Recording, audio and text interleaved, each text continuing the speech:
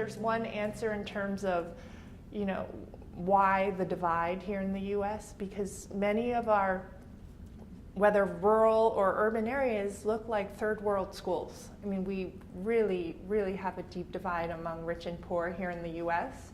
So I think, you know, in our mind, if technology can help scale better content, better resources, more opportunities for students and teachers in less resourced areas, you know, that would be an important piece, impact that technology can make.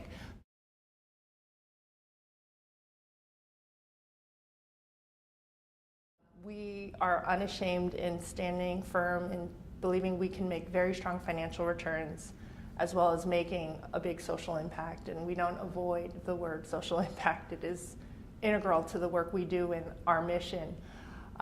The reality is today the exits for many of these companies will be within private equity. There are a host of larger private equity players out there that definitely have more assertive roll-up strategies as they look at some of the smaller edtech startups down the road.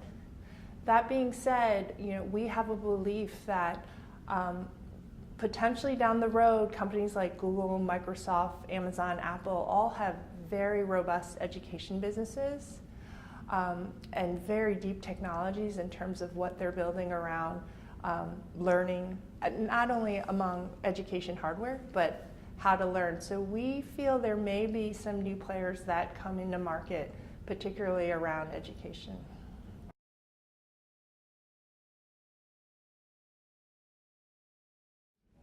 I'd say when we started our first EdTech seed fund about 7 years ago at New Schools, one of our biggest challenges were building out the funding ecosystem at that early stage. So that would be the ecosystem of angel investors and pre-seed and seed investors. And so we spent a lot of our time really trying to network among our investing friends to help these seed investments come along in terms of co-investment partners.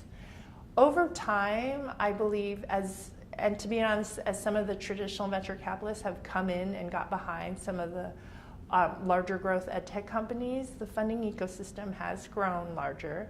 There's definitely still pause for some investors who find education quite challenging to invest in, which we don't deny, but we are not scared of this challenge specifically. So I think the funding ecosystem has actually gotten stronger, and we are continuing to build the